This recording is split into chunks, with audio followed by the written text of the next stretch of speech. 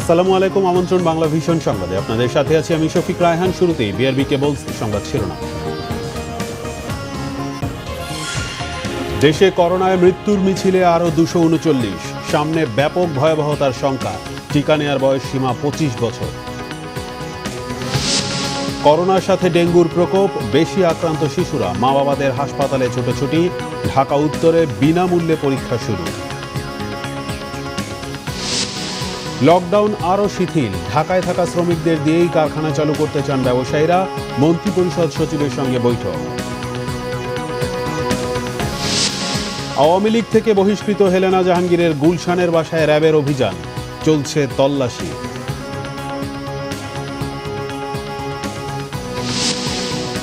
টি-20 series খেলতে ঢাকায় Australia, Zimbabwe থেকে ফিরেই হোটেলে জৈব সুরক্ষার বলয়ে টাইগাররা।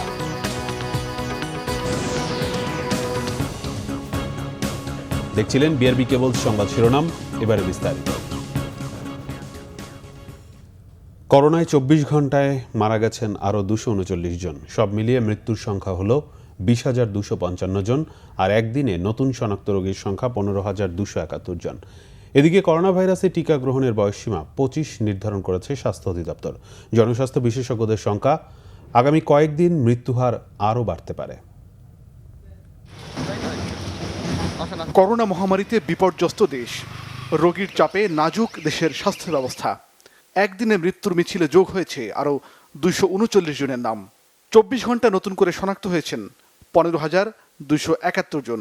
এ নিয়ে মোট শনাক্ত রোগীর সংখ্যা 12,26,253 জন। শনাক্তের হার 29.21%। 24 ঘন্টায় সবচেয়ে বেশি মৃত্যু হয়েছে ঢাকা বিভাগে 76 জন।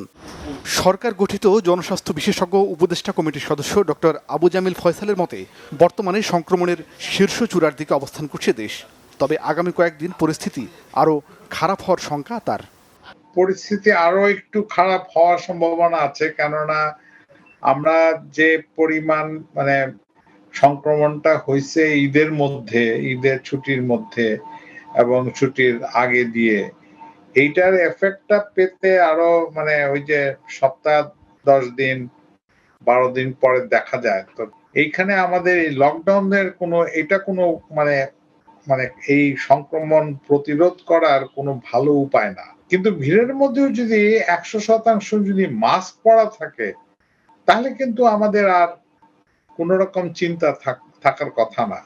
এদিকে করোনা টিকা গ্রহণে সর্বনিম্ন বয়সীমা 30 নির্ধারণের কয়েকদিনের মাথায় আরও 5 বছর কমিয়েছে সরকার। টিকা নিবন্ধনের সরকারি সুরক্ষা অ্যাপসে দুপুর থেকেই টিকা নেওয়ার সর্বনিম্ন বয়স দেখানো হচ্ছে 25 বছর। তবে হুট করে বয়স কমানোয় টিকা ব্যবস্থাপনায় বিশৃঙ্খলার আশঙ্কা বিশেষজ্ঞদের। এখন 25 বছর বয়সের যদি 5টা ছেলে মেয়ে যদি একটা টিকা কেন্দ্রে যায়, আর তার বিপরীতে যদি 60 বছরের 2টা লোকও যায়, ওরা তো থাকবে লাইনের একদম শেষে। তো যাই হোক, আমি মনে করি যে এইখানেও আমাদের রোড ম্যাপ যেটা তৈরি হচ্ছে, তাড়াহুড়া না করে একটু চিন্তা ভাবনা করে করা উচিত। করোনা ভাইরাসের সংক্রমণের পাশাপাশি বাড়ছে ডেঙ্গু প্রকোপও। আর এই দুই রোগের চিকিৎসা পদ্ধতি বিপরীতধর্মী হওয়ায় চিকিৎসক ও রোগীদের আরও সচেতনতার পরামর্শ জনস্বাস্থ্য বিশেষজ্ঞদের। মাইনুল শোভন, বাংলা ভিশন, ঢাকা। ডেঙ্গুতে একদিনে সর্বোচ্চ 194 জন আক্রান্ত হয়েছে। আক্রান্তদের উল্লেখযোগ্য একটি অংশই শিশু। প্রতিদিন হাসপাতালগুলোতে এই রোগী বাড়ছে। ডেঙ্গু রোগে আক্রান্ত হয়ে ঢাকা শিশু হাসপাতালে গত 7 দিনে 37 জন ভর্তি হয়েছে। হাসপাতাল থেকে প্রিয় সন্তানের মরদেহ নিয়েও ফিরতে হচ্ছে মা বাবাকে। ডেঙ্গুতে আক্রান্ত হয়ে চিকিৎসাধীন অবস্থায় বুধবার ঢাকা শিশু হাসপাতালে মারা যায় দক্ষিণ খিলগাঁওয়ের 7 বছরের প্রতিবন্ধী শিশু সাইফুল। তার লাশ হাসপাতাল থেকে বাসা নেওয়ার সময় কান্নায় ভেঙে পড়েন বাবা মা। হঠাৎ করে ডেঙ্গুর প্রকোপ বেড়ে যাওয়ায় ঢাকা শিশু হাসপাতালে অন্যান্য রোগীদের পাশাপাশি ডেঙ্গু রোগীর সংখ্যাও বাড়ছে। শিশুর প্রচণ্ড জ্বর, বমি, পেট ব্যথা সহ ডেঙ্গুর নানা উপসর্গ নিয়ে শিশুর স্বজনরা হাসপাতালে ছুটে আসছেন। 18 তারিখে আক্রান্ত হয়েছে ডেঙ্গু। 18 আক্রান্ত পর জ্বর আসছিল, তারপরে বমি, কালো কালো বমি করছিল, বমির সাথে হালকা একটু ব্লাড গেছিল। ডাক্তার আসছে যখন দেখতে, আমি বলছি র্যাশ উঠে আর চুলকায় শরীরে, আর খাবার দাবার খায় না একবারে। তো স্যাররা বারবার স্যালাইন দিচ্ছে, স্যালাইন দেওয়ার পরে র্যাশটা আবার দেখি ভালো পর্যায়ে, আবার দেখি র্যাশ উঠতেছে। ডেঙ্গু রোগী বেড়ে যাওয়ায় হাসপাতাল কর্তৃপক্ষ বেশ উদ্বিগ্ন। বলছেন জুন জুলাই মাসে এই রোগীর প্রকোপ বেশ বেড়েছে।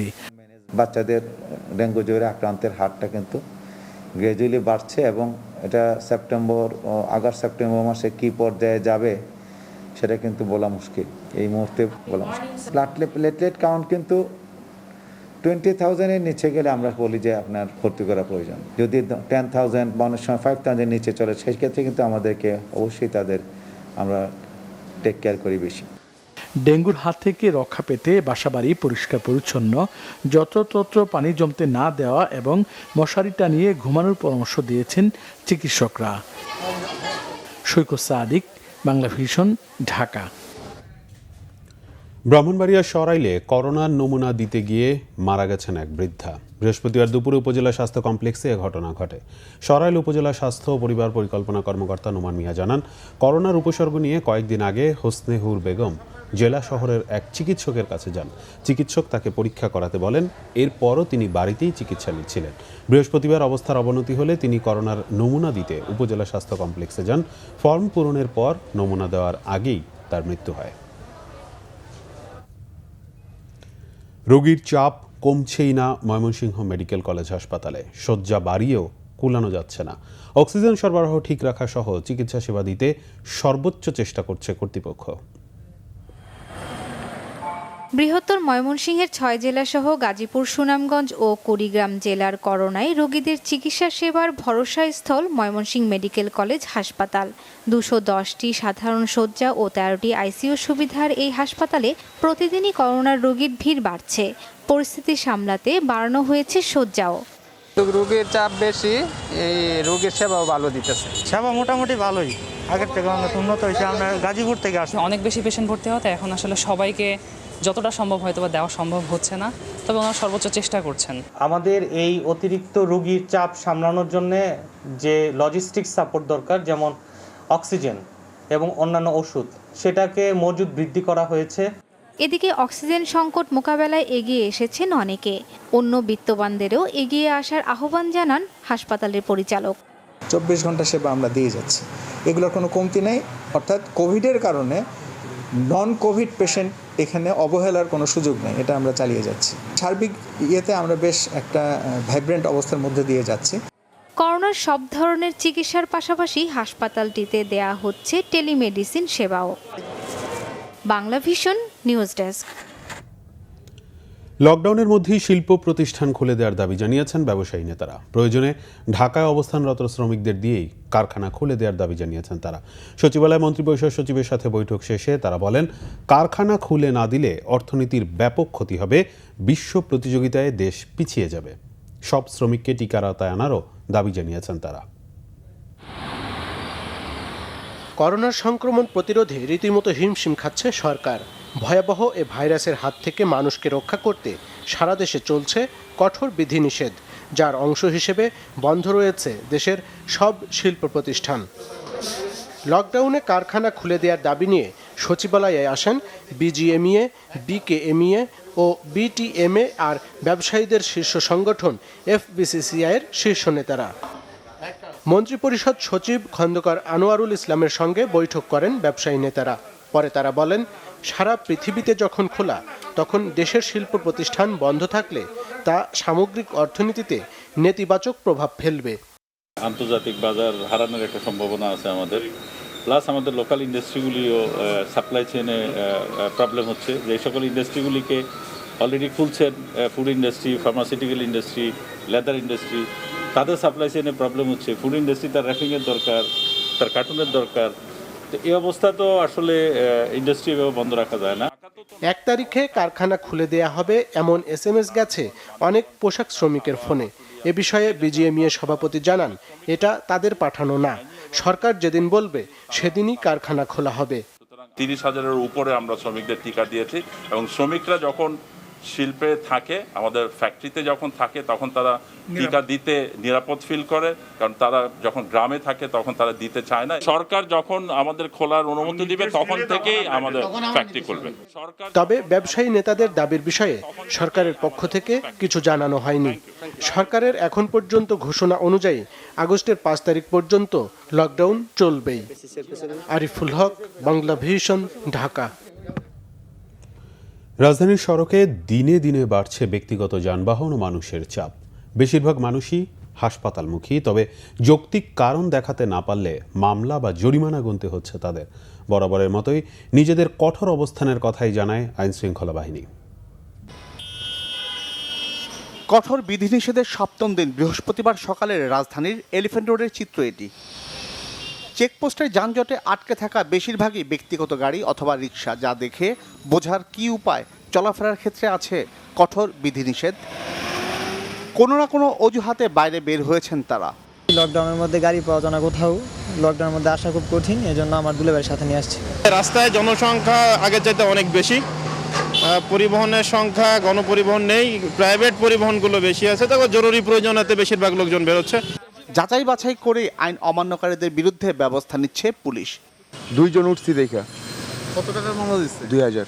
প্রায়শই দেখতেছি যে মানুষ অযথা বের হচ্ছে এবং সরকারি যে নির্দেশনা, এই নির্দেশনাকে উপেক্ষা করে তারা বিভিন্ন ধরনের লেম এক্সকিউজ দেখিয়ে তারা বের হচ্ছে। রাজধানী জুড়ে চলমান আইনশৃঙ্খলা বাহিনীর তৎপরতা, উদ্দেশ্য মানুষের মাঝে সচেতনতা বাড়ানো। আমি জানতাম যে একজন যাওয়া যায় মোটরসাইকেলে, এখন তো দেখলাম যে যাওয়া যায় না। 300 টাকা মামলা দিছে। কত টাকা জরিমানা করছে, কেন করছে? 200 টাকা সরকারের অনুমতি না মানার জন্য। তবে কঠোর বিধিনিষেধের শুরু থেকে এখন পর্যন্ত খোলা হয়নি কোনো শপিং মল বা মার্কেট। জিয়া খান, বাংলা ভিশন, ঢাকা। কঠোর বিধিনিষেধের মধ্যেই ঢাকায় ফেরা মানুষের স্রোত যেন প্রতিদিনই বাড়ছে। প্রশাসনের বাধা ও নানা ঝক্কি ঝামেলা সহ্য করে রাজধানীর প্রবেশ মুখগুলো দিয়ে মানুষ ঢুকছেন কর্মের শহরে। আগতরা বলছেন ঢাকায় ফিরতেই হবে তাদের, তাই শত কষ্ট হলেও মেনে নেওয়া ছাড়া উপায় নেই। কাগজে কলমে ঈদের একদিন পর 23 জুলাই সকাল 6টা থেকে লকডাউন শুরু হওয়ার সাথে সাথে সারা দেশে গণপরিবহন বন্ধ করে দেওয়া হয়। এটি ঈদ পরবর্তী মানুষের রাজধানী ফেরার পথ বন্ধের উপায় হিসেবে দেখা হলেও বাস্তব চিত্র ভিন্ন। নানা প্রয়োজনে নানাভাবে মানুষ ফিরছেন রাজধানীতে। এই অটোতে আসতেছে, হাঁটে আসতেছে, এরকম করে আসতেছে আর কি। না আসলে চাকরি থাকবো না, চাকরি যাবে। কষ্ট হইলেও আসতে হয়েছে, কাজ আছে তাই। স্যার প্রতিদিন ফোন দিতেছে, বলতেছে চাকরি থাকবে না, মার্কেটিংয়ে চাকরি করি, এজন্য 2000 টাকা ভাড়া দিয়ে আসতে হইলো। গণপরিবহন বন্ধ থাকায় অনেক কষ্ট করে যে মানুষ ফিরছেন তা বলার অপেক্ষায় রাখে না। অটোতে আসছি, রিক্সা আসছি, এইভাবে কষ্ট হয় প্রচুর, ভেঙে না কোথাও ধরেনি, সকাল আসছি তো গাড়ি ঘোড়া চলে না, কষ্ট তো হয় এভাবে আসা, অনেক টাকা ভাড়াও নেয়। ঢাকায় ঢুকতে আইন শৃঙ্খলা বাহিনীর মুখোমুখি হতে হবে, বিষয়টি সবার জানাই আছে। পুলিশ বলছে কারণ জিজ্ঞেস করে কেবল ঢুকতে দেওয়া হচ্ছে। মানুষ যারা হেঁটে আসতেছে তারা তো আসলে ঠেকানো যাচ্ছে না মানুষজনকে, ওপার থেকে মানুষজন হেঁটে আসতেছে, আর যেগুলো গাড়িতে করে আসতেছে সেগুলো আমরা অপ্রয়োজনীয় মনে হলে আমরা সেগুলো ঘুরাই দিচ্ছি সাইড দিয়ে। পণ্যবাহী যান ও জরুরি সেবায় নিয়োজিত গাড়ি কোনো বাধা ছাড়াই ঢুকতে পারছে রাজধানীতে। GM Hasan, Bangla vision, Dhaka. Dengue শনাক্তে 42টি ওয়ার্ডে বিনামূল্যে পরীক্ষা করার ব্যবস্থা চালু করেছে ঢাকা উত্তর সিটি কর্পোরেশন। ডেঙ্গুর বাহক এডিস মশা নির্মূলে 10 দিনের চিরুনি অভিযানের 3য় দিনেও বিভিন্ন জায়গায় লার্ভা পেয়েছে ডিএনসিসি। সকালে মগবাজারে সচেতনতামূলক কার্যক্রম পরিদর্শনে এসে ডেঙ্গুর প্রাদুর্ভাব কমাতে নগরবাসীর সহায়তা চান উত্তরের মেয়র। বলেন কীটনাশকের চেয়ে মানুষের সচেতনতা বেশি জরুরি ডেঙ্গু থেকে বাঁচতে। এদিকে রাজধানীতে বেড়েই চলেছে ডেঙ্গুর সংক্রমণ। নতুন করে হাসপাতালে ভর্তি হয়েছেন আরও শতাধিক রোগী। আমাদের সিটি কর্পোরেশন থেকে 42টি ওয়ার্ডে আমরা ডেঙ্গু টেস্ট শুরু করেছি। আমরা বিনা পয়সায় আমাদের হটলাইন চালু করেছি। আমরা চেষ্টাটা অব্যাহত রাখব এবং আমাদের ক্যাম্পেইনটাকে আরও আমরা জোরদার করব। আওয়ামী লীগ থেকে বহিষ্কৃত সাম্প্রতিক বহুল আলোচিত ব্যবসায়ী হেলেনা জাহাঙ্গীরের বাসায় চলছে র্যাপিড অ্যাকশন ব্যাটালিয়ন র্যাবের অভিযান। রাতে র্যাবের একটি দল তার গুলশানের বাসায় অভিযান শুরু করে। শেষ খবর পাওয়া পর্যন্ত র্যাবের মহিলা সদস্যরা তার বাসায় তল্লাশি চালাচ্ছে। হেলেনা জাহাঙ্গীর বাসায়ই রয়েছেন। কেন তার বাসায় অভিযান চালানো হচ্ছে কিংবা তাকে গ্রেফতার করা হবে কিনা এসব বিষয়ে এখন পর্যন্ত কিছু জানা যায়নি। পরে র্যাবের পক্ষ থেকে এ বিষয়ে ব্রিফ করা হতে পারে। হেলেনা জাহাঙ্গীরের কর্মকাণ্ড এবং সামাজিক যোগাযোগ মাধ্যমে বিশেষ তৎপরতা সংগঠনের নীতি বহির্ভূত হওয়ায় আওয়ামী লীগের মহিলা বিষয়ক উপকমিটির সদস্যপদ থেকে গত রবিবার অব্যাহতি দেওয়া হয় তাকে। তার কাজে আওয়ামী লীগ মাঝে মাঝেই বিব্রত হচ্ছে বলে তখন সংবাদ বিজ্ঞপ্তিতে উল্লেখ করেছিলেন মহিলা বিষয়ক উপকমিটির সদস্য সচিব মেহের আফরোজ। সংকটে দায়িত্বশীল রাজনৈতিক দলের ভূমিকা পালনের চরম ব্যর্থতা ঢাকতেই মিথ্যাচারী এখন বিএনপির অবলম্বন বলে মন্তব্য করেছেন আওয়ামী লীগের সাধারণ সম্পাদক ওবায়দুল কাদের। বঙ্গবন্ধু এভিনিউয়ে দলের সমাজ কল্যাণ উপকমিটির উদ্যোগে সুরক্ষা সামগ্রী বিতরণ অনুষ্ঠানে ওবায়দুল কাদের এসব কথা বলেন। এটা একমাত্র আওয়ামী লীগই সরে জমিনে দেখাচ্ছে। অন্য কোনো দল আজকে ঘরে বসে লিপ সার্ভিস দেওয়া, ঘরে বসে প্রেস ব্রিফিং করা ছাড়া জনগণের পাশে স্বাস্থ্য সুরক্ষা অথবা ত্রাণ সামগ্রী নিয়ে কেউ দাঁড়ায়নি। অথচ সবাই শুধু লিপ সার্ভিস দিয়ে যাচ্ছেন। বেসরকারি খাতে ঋণ বাড়ানো এবং প্রণোদনা প্যাকেজ বাস্তবায়নের উপর জোর দিয়ে নতুন মুদ্রানীতি ঘোষণা করেছে বাংলাদেশ ব্যাংক। এক সংবাদ বিজ্ঞপ্তির মাধ্যমে বৃহস্পতিবার এ মুদ্রানীতি ঘোষণার খবর জানায় কেন্দ্রীয় ব্যাংক। গেল অর্থবছর ব্যক্তি খাতের ঋণে মাত্র 8.5% প্রবৃদ্ধি হলেও নতুন মুদ্রানীতিতে বেসরকারি খাতের ঋণ 14.8% বৃদ্ধির টার্গেট ধরা হয়েছে, যা দিয়ে মূল্যস্ফীতি 5.3% ধরে রাখার পাশাপাশি 7.2% অর্থনৈতিক প্রবৃদ্ধি অর্জন করতে চায় কেন্দ্রীয় ব্যাংক। এই মুদ্রানীতিতে সরকারের লক্ষ্যমাত্রার আলোকে 76,500 কোটি টাকা ঋণ যোগান রাখা হয়েছে। লিখিত বক্তব্যে গভর্নর ফজলে কবির জানান, মহামারীর আতঙ্ক ও সংকট বিবেচনায় সতর্কতামূলক অবস্থান থেকে সম্প্রসারণ ও সংকলনমুখী মুদ্রানীতি প্রণয়ন করা হয়েছে, যা অর্থনীতিতে গতি সঞ্চার করবে। রাজধানীর লালমাটিয়ার মেহমানখানা দরিদ্র ক্ষুধার্ত মানুষের একবেলা পেট পুড়ে খাওয়ার ঠিকানা। চারিদিকে যখন কর্মহীন মানুষের দীর্ঘশ্বাস, তখন স্বেচ্ছাসেবী সংগঠন মেহমানখানা প্রতিদিন খাওয়াচ্ছে অসংখ্য মানুষকে। নানাজনের সহায়তায় একদল স্বেচ্ছাসেবী শ্রম দিচ্ছেন এই মানবিক কাজে। মিরাজ হোসেন গাজীর রিপোর্ট, ছবি তুলেছেন আলমাসুম সবুজ। মেহমান আসবে, তাই চলছে রান্নার প্রস্তুতি।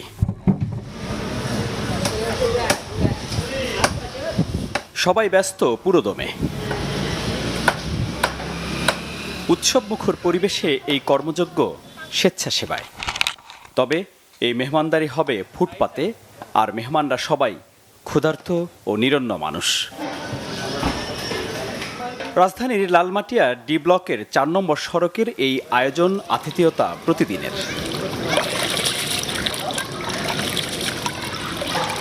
স্বেচ্ছাসেবী সংগঠন মেহমানখানার এই মহতী কাজ চলছে প্রায় 1.5 বছর ধরে।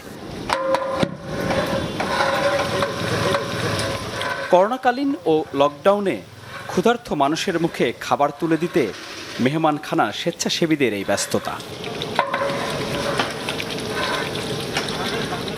একটা আত্মতৃপ্তি পাই, এটা কখনো কাউকে বলে প্রকাশ করানো বোঝানো যাবে না।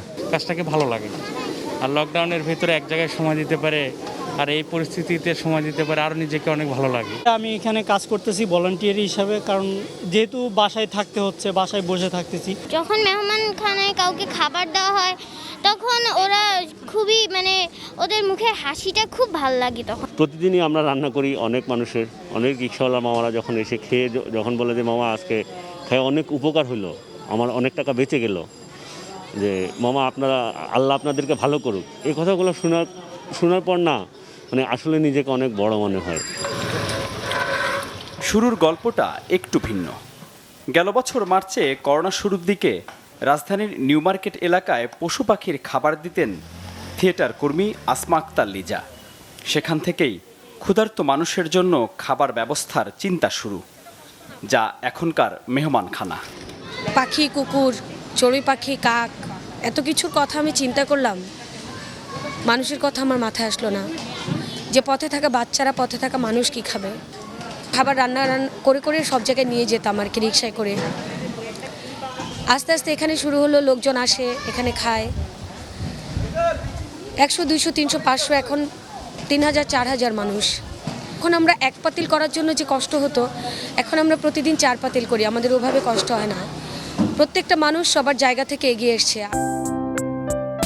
দুপুর থেকে শুরু হওয়া রান্না শেষ সন্ধ্যার দিকে, ততক্ষণে এসে গেছেন মেহমানরাও। রাস্তার দুই পাশের ফুটপাতেই বসার ব্যবস্থা তাদের। কেউ বা নিজের রিকশার ওপর, আবার অনেকেই একটু মুখ লুকিয়ে প্যাকেটে খাবার নিয়ে যাচ্ছেন বাসায়।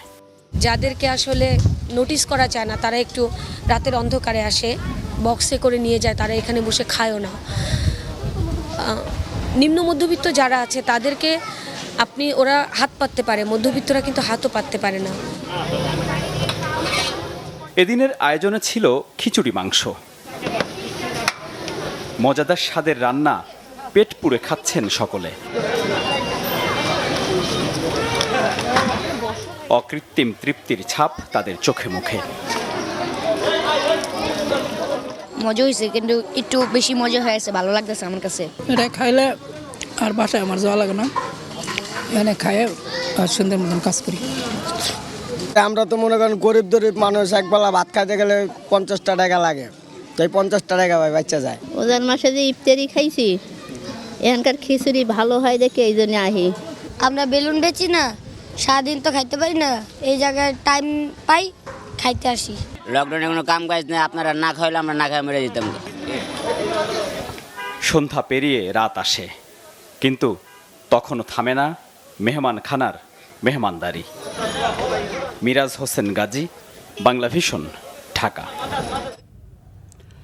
দর্শক, গুলশানে হেলেনা জাহাঙ্গীরের বাসায় র্যাবের অভিযানের সংবাদ সংগ্রহ করছেন আমাদের সহকর্মী মামুন আবদুল্লাহ। সেখানকার সর্বশেষ খবর জানতে সরাসরি যাচ্ছি তার কাছে। মামুন, হেলেনা জাহাঙ্গীরের বাসায় অভিযান এখন কোন পর্যায়ে রয়েছে? অভিযানে সম্পৃক্ত র্যাব কর্মকর্তারা গণমাধ্যমকে এখন পর্যন্ত কিছু জানিয়েছেন কি? জি রাহান, আপনাকে অসংখ্য ধন্যবাদ। আপনার দ্বিতীয় প্রশ্নের জবাব শুরুতে দেই। র্যাব এখন পর্যন্ত গণমাধ্যমকে কোনো কিছু জানায়নি। ভিতরে এখন পর্যন্ত অভিযান চলছে, দীর্ঘ সময় ধরে অভিযান চলছে। এখন বাজে হচ্ছে প্রায় 11টা বাজতে 10 মিনিট বাকি আছে। 8:30 থেকে অভিযান চলছে। এই গুলশান 2-এর ওয়েস্টিনের পেছনে 36 নম্বর রোডের আপনার 5 নম্বর বিল্ডিংয়ের 5 তলাতে, আপনাকে যদি একটু দেখাই আমার পেছনে, এখানে এই বিল্ডিংয়ের 5 তলাতে র্যাবের অভিযান 8:30 থেকে শুরু হয়েছে। এখন পর্যন্ত চলছে।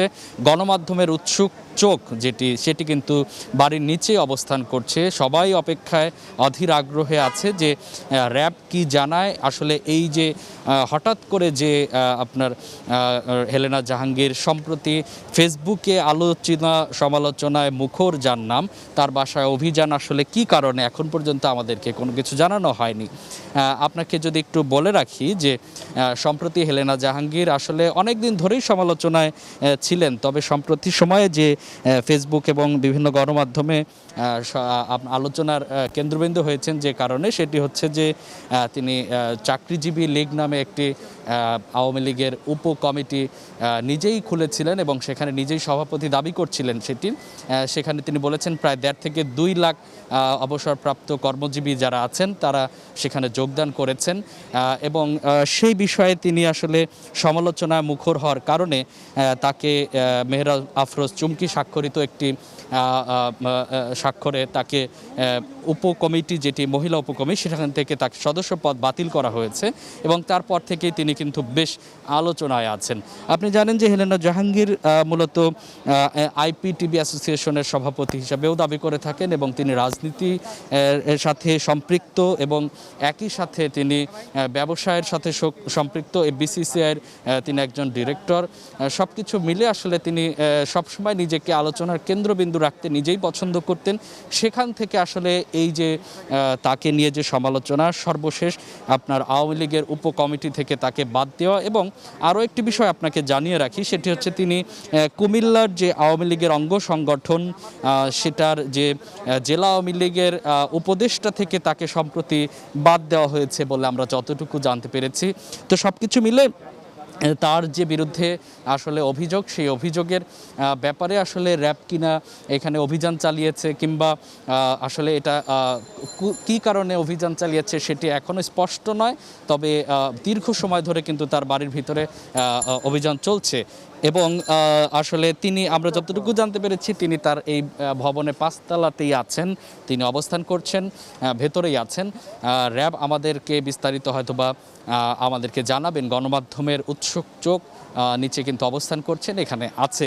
আমরাও এখানে অধীর আগ্রহে আছি যে হেলেনা জাহাঙ্গীর এর বাড়িতে আপনার যে অভিযান চলছে 8:30 থেকে দীর্ঘ সময় ধরে, ওই অভিযানের যে কি ফল হয়, কি কারণে অভিযান চালানো হয়েছে গুলশানের এই বাড়িতে, সেটা আমরা স্পষ্ট হতে পারবো এবং স্পষ্ট হওয়ার পরেই আপনাদেরকে জানাতে পারবো যে হেলেনা জাহাঙ্গীরের বাসায় র্যাবের অভিযানের ফলাফল কি। তো রায়হান, এই ছিল আমার কাছে সবশেষ খবর। মামুন, আপনাকে অসংখ্য ধন্যবাদ। আপনি ওখানেই থাকুন এবং সংবাদ সংগ্রহ করতে থাকুন। পরবর্তীতে আমরা প্রয়োজনে আবারও আপনার সাথে যোগাযোগ করব। দর্শক, আমাদের সহকর্মী মামুন আবদুল্লাহ গুলশানে হেলেনা জাহাঙ্গীরের বাসায় র্যাবের অভিযানের সর্বশেষ খবরাখবর জানাচ্ছিলেন। খেলার খবর, ক্রিকেট। জিম্বাবুয়েতে পূর্ণাঙ্গ সিরিজ খেলে দেশে ফিরেছে বাংলাদেশ ক্রিকেট দল। সকালে ঢাকায় পা রাখে সাকিব মাহমুদুল্লাহরা। টাইগারদের বিপক্ষে 5 ম্যাচ টি-20 সিরিজ খেলতে বিকেলে ঢাকায় পৌঁছেছে অস্ট্রেলিয়া দল। 3 থেকে 9 আগস্ট পর্যন্ত সবগুলো ম্যাচই হবে মিরপুর স্টেডিয়ামে। জিম্বাবুয়ের বিপক্ষে পুরো সফরেই দাপট দেখিয়েছে বাংলাদেশ। দ্বিতীয় টি-20 ম্যাচ না হারলে জিম্বাবুয়েকে ক্লিন সুইপ করার স্বাদ নিয়েই দেশে ফিরতে পারত বাংলাদেশ।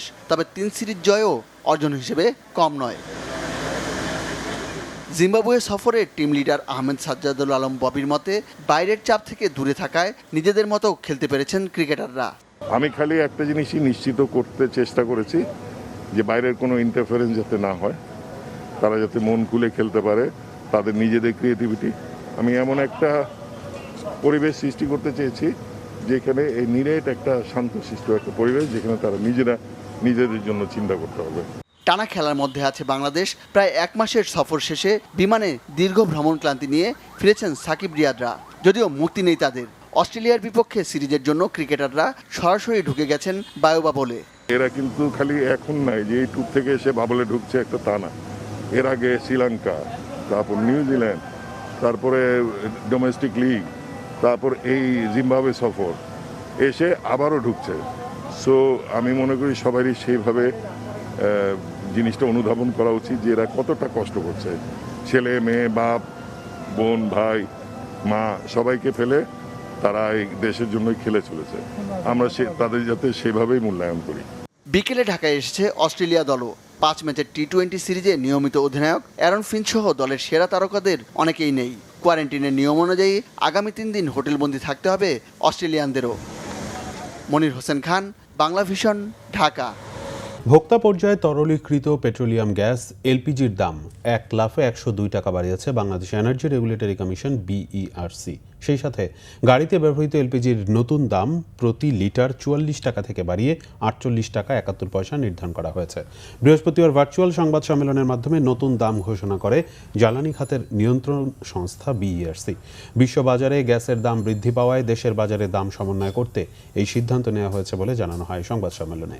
গত 12 এপ্রিল দেশে প্রথমবারের মতো এলপিজির দাম নির্ধারণ করেছিল বিইআরসি। নতুন এই দাম 1 আগস্ট থেকে কার্যকর হবে।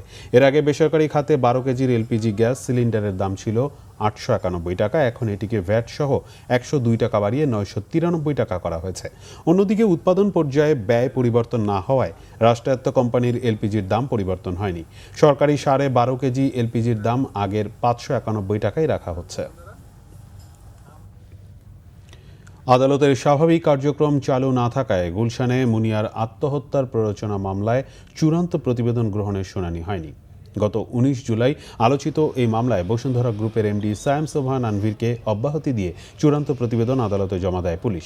চূড়ান্ত প্রতিবেদন গ্রহণ করা হবে কিনা এ নিয়ে বৃহস্পতিবার 29 জুলাই শুনানির দিন ধার্য করা হয়। তবে লকডাউনে আদালতের স্বাভাবিক কার্যক্রম বন্ধ থাকায় শুনানি করা সম্ভব হয়নি।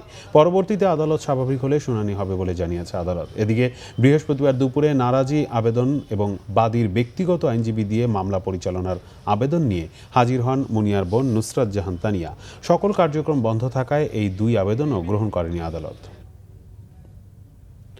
চট্টগ্রামে অবশেষে গ্রেফতার হলো হত্যা মামলার যাবজ্জীবন দণ্ড পাওয়া আসামি কুলসুম, যার কারণে বিনা অপরাধে প্রায় ৩ বছর জেলে থাকতে হয়েছিল নিরপরাধ মিনু আক্তারকে। কারাগার থেকে মুক্তির পর সড়ক দুর্ঘটনায় নিহত হন মিনু। বৃহস্পতিবার ভোরে নগরীর পতেঙ্গা এলাকা থেকে কুলসুমকে গ্রেফতার করে পুলিশ। মোবাইল ফোন নিয়ে কথা কাটাকাটির জেরে ২০০৬ সালের ৯ জুলাই চট্টগ্রাম নগরীর রহমতগঞ্জ এলাকায় খুন হন পোশাককর্মী কোহিনুর বেগম। পরে ২০১৭ সালের ৩০ নভেম্বর মামলার রায়ে আসামি কুলসুমকে যাবজ্জীবন কারাদণ্ড দেন আদালত। সাজা হওয়ার আগে ২০০৭ থেকে ২০০৯ সাল পর্যন্ত কারাগারে ছিল। সাজা ঘোষণা হওয়ার পর ২০১৮ সালের ১২ জুন কুলসুম সেজে কারাভোগ শুরু করে মিনু আক্তার। হাইকোর্ট গত ৭ জুন নিরপরাধ মিনুকে মুক্তি নির্দেশ দেন, সেই সঙ্গে প্রকৃত আসামি কুলসুমকে গ্রেফতারের নির্দেশ দেন। টানা ও ভারী বৃষ্টিতে গত ২ দিনে কক্সবাজারের বিভিন্ন জায়গায় পাহাড় ধসে ও প্লাবিত হয়ে মারা গেছেন ১৪ জন। প্লাবিত হয়েছে ঘরবাড়ি। পাহাড়ি অঞ্চলে বসবাসরত মানুষের নিরাপদ স্থানে সরিয়ে নিতে কাজ করছে জেলা প্রশাসন। বর্ষাকাল এলেই দেশের পাহাড়ি এলাকায় বাড়ে পাহাড় ধস আর তাতে প্রাণহানি। পাহাড় ধসে বুধবার রাতে টেকনাফের হিলায় একই পরিবারের ৫ জন ও মহেশখালীতে ১ জন নিহত হয়। এর আগে মঙ্গলবার সকালে উখিয়ায় রোহিঙ্গা ক্যাম্পে পাহাড় ধসে ২ পরিবারের ৫ জন ও শরণার্থী শিবিরে ঢলের পানিতে ভেসে গিয়ে এক শিশুর মৃত্যু হয়। একই দিনে ঘরের দেয়াল ধসে মহেশখালী উপজেলার এক কিশোরী ও টেকনাফে এক বৃদ্ধ নিহত হয়। 3টে বাজে দিয়ে আবার দেখি আর অবস্থা, আর গরু চল আর মা ওর আর জিনিসপাতি ক্ষতি হয়ে গিয়ে। কক্সবাজারের সদর, রামু, ঈদগাঁও, চকরিয়া ও উখিয়া সহ বিভিন্ন জায়গায় পাহাড়ির ঢলে তলিয়ে গেছে প্রায় ৭০টি গ্রাম। পাহাড়ি এলাকায় বাড়ছে প্রাণহানির আশঙ্কা। ঝুঁকিপূর্ণ যারা বসবাস করছে তাদেরকে দ্রুত সময়ে নিরাপদ আশ্রয়ে নিয়ে যাওয়া প্রয়োজন, না হলে আরও প্রাণহানির আশঙ্কা রয়েছে। পাহাড়ের পাদদেশে বসবাসকারীদের নিরাপদ আশ্রয় সরিয়ে নিচ্ছে জেলা প্রশাসন। আমাদের আশ্রয় কেন্দ্রগুলো খোলা রয়েছে, আমাদের শুকনো খাবারের ব্যবস্থা রয়েছে। আমরা আমাদের এই মানুষকে সরিয়ে নেওয়ার যে প্রচেষ্টা সেটি আরও জোরদার করা হবে। বিভিন্ন পাহাড়ের মধ্যে যারা আছে তাদেরকে আমরা যখন আবহাওয়ার যখন আমাদের সংকেত আসে তখন আমরা তাদেরকে সবাইকে আমরা মোটিভেট করে চলে আসেন মসজিদে। আপনারা সকলে চলে আসেন। আমাদের এখানে স্কুল, মসজিদ, মাদ্রাসা, স্কুল আছে, আশ্রয় কেন্দ্র আছে, সব আশ্রয় কেন্দ্র নিয়ে আসেন। আমরা আপনাদেরকে সহযোগিতা আমরা করে যাচ্ছি। প্রাণহানি রোধে পাহাড়ের পাদদেশে বসবাসকারীদের সচেতনতার ওপর জোর দিলেন সংশ্লিষ্টরা। Banglavision news desk. টাঙ্গাইলের ভুয়াপুরে ঈদুল আজহার পরের দিন পারিবারিকভাবে বিয়ে হয়েছে যমজ ভাইয়ের সাথে যমজ বোনের। অর্থনীতিতে পড়াশোনা শেষ করা 2 ভাইয়ের স্ত্রীরাও অনার্স 3য় বর্ষে পড়ছেন একই বিষয় নিয়ে। কাকতালীয়ভাবে মিলে গেছে তাদের পারিবারিক বংশ উপাধিও। বিয়ের এমন ছবি সোশ্যাল মিডিয়ায় ছড়িয়ে পড়ার পর শুভাকাঙ্ক্ষীদের শুভেচ্ছা বার্তায় ভাসছেন যমজ নবদম্পতি। তাদের এক নজর দেখতে বাড়িতে ভিড় করছেন অনেকে, জানাচ্ছেন শুভেচ্ছা। টাঙ্গাইল থেকে আতাউর রহমান আজাদের প্রতিবেদনে বিস্তারিত। কথায় আছে, যার জোর যার সাথে কোনো না কোনোভাবে তাদের মিল হবেই তার সাথে। আর সেরকমই ঘটনা ঘটেছে টাঙ্গাইলের ভুয়াপুরে।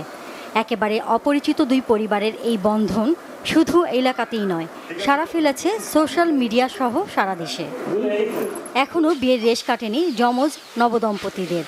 আগে থেকে চেনা জানা না থাকায় যমজ 2 ভাই স্ত্রীদের চিনতে কিছুটা বিভ্রান্তিতে পড়লেও যমজ 2 বোন কিন্তু খুব সহজেই চিনে নিচ্ছেন নিজ নিজ জীবনসঙ্গীকে। ভুয়াপুরের অলওয়া ইউনিয়নের নয়াপাড়ার বেলাল হোসেনের যমজ 2 মেয়ের সঙ্গে একই উপজেলার বাগবাড়ি গ্রামের আব্দুর রশিদের যমজ 2 ছেলের বিয়ের অনুষ্ঠান সম্পন্ন হয় ঈদের পরদিন। বিষয়টি প্রথমে গোপন থাকলেও সোশ্যাল মিডিয়ার কারণে এ খবর ছড়িয়ে পড়ে সর্বত্র। আর তাই তো নবদম্পতিদের দেখতে ও তাদের শুভেচ্ছা জানাতে সেখানে ভিড় করছেন স্বজন ও আশপাশের মানুষ। তারা যে যমজ 2টা বোন পাইছে, এটা আল্লাহ তাআলার নিয়ামত, আল্লাহ তাআলার অশেষ মেহেরবান। যমজ ভাই যমজ বোন, ওরা কেমনে বুঝবো? আমার মনে হয় আমি বুঝবো না। খুশি লাগে, খুশি লাগে। আল্লাহ তাআলা সুখ শান্তি খাইয়ে যায় বসত বাড়ি করে। যমজ 2 বোন জানান এই বিয়েতে বেশ আনন্দিত তারা। এরকম যে একসাথে একই জায়গায় বিয়ে হবে, এটা আসলে লাকি একটা মনে হইতেছে, নিজের খুব লাকি মনে হইতেছে। 2 বোন একসাথেই থাকতে পারবো। আমাদের স্বপ্ন ছিল আমরা অনেক করব, পড়াশোনা করে নিজের পায়ে দাঁড়াবো। এখন হঠাৎ করে বিয়ে হয়েছে, তো এখনও ইচ্ছা যে পড়াশোনা করে ভালো নিজের পায়ে দাঁড়ানোর। আর স্ত্রীদের সাথে বন্ধুর মতো সম্পর্ক তৈরি করে পথ চলতে চান যমজ দুই ভাই। যমজ দিকে বিয়ে করেছি তো আলহামদুলিল্লাহ তালা আমাদের মিলিয়ে দিছে। তো আমরা এরকম দুই ভাই প্লাস বন্ধু আমরা বিয়ে তারা ওনারাও এরকম দুই বোন ওনার বান্ধবীর মতো। তো আমরা সারা জীবন এই বন্ধনকে অটুট রাখতে চাই। সন্তুষ্টির মাঝে আনন্দের মাঝেও কিছু আমার দুঃখ আছে, সেটা আমরা দুই ভাই একই সাথে পড়াশোনা করছি, একই থাকছি। তো একসাথে চাকরি হয়েছিল, তো আর ফর্চুনেটলি আমার ছোট ভাইয়ের চাকরিটা চলে গেছে। তবে এত আনন্দের মাঝে দুঃসংবাদ হলো সম্প্রতি চাকরি হারিয়েছেন ছোট ভাই আমিনুল। তার জন্য দোয়া চেয়েছে পুরো পরিবার, পাশাপাশি নবদম্পতিদের জন্য সকলের দোয়াও চাওয়া হয়েছে। Bangla vision news desk. আরও কিছু খবর নিয়ে এখন একটি ডেস্ক রিপোর্ট। বাংলা ভিশনে সংবাদ প্রচারের পর দৃশ্যপট পাল্টে গেছে শরীয়তপুরের গোসাইরহাট মহিষকান্দি আশ্রয়ণ প্রকল্পের। দ্রুত উদ্যোগে ঘরগুলো মেরামত করেছে উপজেলা প্রশাসন। বালু ফেলে 3 ফুট উঁচু করা হয়েছে। বর্ষা মৌসুমে প্রকল্পটি সুরক্ষিত রাখতে 6 শতাধিক জিও ব্যাগ ফেলা হয়েছে আশ্রয়নের চারপাশে। বিশুদ্ধ পানি সরবরাহের জন্য 3টি গভীর নলকূপও বসানো হয়েছে। বৃহস্পতিবার দুপুরে এই কার্যক্রম ঘুরে দেখেন জেলা প্রশাসক পারভেজ হাসান। নতুন আরও 12টি আইসিইউ শয্যা চালু করেছে চট্টগ্রামের বেসরকারি পার্কভিউ হাসপাতাল। বৃহস্পতিবার সকাল থেকে এই শয্যাগুলোতে রোগী ভর্তিও শুরু হয়েছে। করোনার শুরু থেকে 12 শয্যার আইসিইউ সেবা দিয়ে এলেও তা এখন দ্বিগুণে উন্নীত করা হয়েছে। এখন থেকে 24 শয্যার আইসিইউ সেবা নিতে পারবেন করোনা রোগীরা। নাম পরিবর্তন হচ্ছে আর্থিক খাতের প্রতিষ্ঠান বিডি ফাইন্যান্সের। নতুন নাম বাংলাদেশ ফাইন্যান্স। অনলাইন প্ল্যাটফর্মে এক অনুষ্ঠানে নাম বদলের আনুষ্ঠানিক ঘোষণা দেন প্রতিষ্ঠানটির ব্যবস্থাপনা পরিচালক এবং প্রধান নির্বাহী কর্মকর্তা মোহাম্মদ কায়সার হামিদ। উপস্থিত ছিলেন বাংলাদেশ সিকিউরিটিজ অ্যান্ড এক্সচেঞ্জ কমিশনের চেয়ারম্যান শিবলি রুবায়াত উল ইসলাম, বাংলাদেশ ফাইন্যান্সের চেয়ারম্যান মানোয়ার হোসেন সহ প্রতিষ্ঠানটির অন্য ঊর্ধ্বতন কর্মকর্তারা। বৃক্ষরোপণ কর্মসূচি পালন করেছে কিশোরগঞ্জ জেলা কৃষক লীগ। আজিমুদ্দিন উচ্চ বিদ্যালয় প্রাঙ্গণে এই কর্মসূচিতে প্রধান অতিথি ছিলেন কৃষক লীগের কেন্দ্রীয় কমিটির সাবেক উপদেষ্টা ও কিশোরগঞ্জ 4 আসনের এমপি রেজওয়ানা আহমেদ তৌফিক। পরিবেশের ভারসাম্য রক্ষায় সকলকে বেশি করে গাছ লাগানোর আহ্বান জানান তিনি। Bangla vision news desk. সংবাদ শেষ করব, বিআরবি কেবল শিরোনামগুলো আরেকবার যাই। দেশে করোনায় মৃত্যুর মিছিলে আরও 239, সামনে ব্যাপক ভয়াবহতার শঙ্কা, টিকা নেয়ার বয়সসীমা 25 বছর। করোনার সাথে ডেঙ্গুর প্রকোপ, বেশি আক্রান্ত শিশুরা, মা বাবাদের হাসপাতালে ছোটাছুটি। ঢাকা উত্তরে বিনামূল্যে পরীক্ষা শুরু। লকডাউন আরও শিথিল, ঢাকায় থাকা শ্রমিকদের দিয়েই কারখানা চালু রাখতে চান ব্যবসায়ীরা। মন্ত্রিপরিষদ সচিবের সঙ্গে বৈঠক। আওয়ামী লীগ থেকে বহিষ্কৃত হেলেনা জাহাঙ্গীরের গুলশানের বাসায় র্যাবের অভিযান, চলছে তল্লাশি।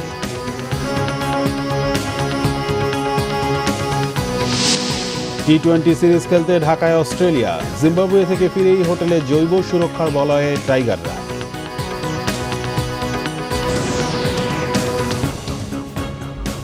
এই ছিল এখনকার মতো। পরের সংবাদ রাত 1টায়। এছাড়া বাংলা ভিশন সংবাদ ও সংবাদ সংশ্লিষ্ট অনুষ্ঠান দেখতে ভিজিট করুন www.bvnews24.com ও facebook.com/banglavisionnews এবং সাবস্ক্রাইব করুন youtube.com/banglavisionnews। এতক্ষণ সাথে থাকায় ধন্যবাদ।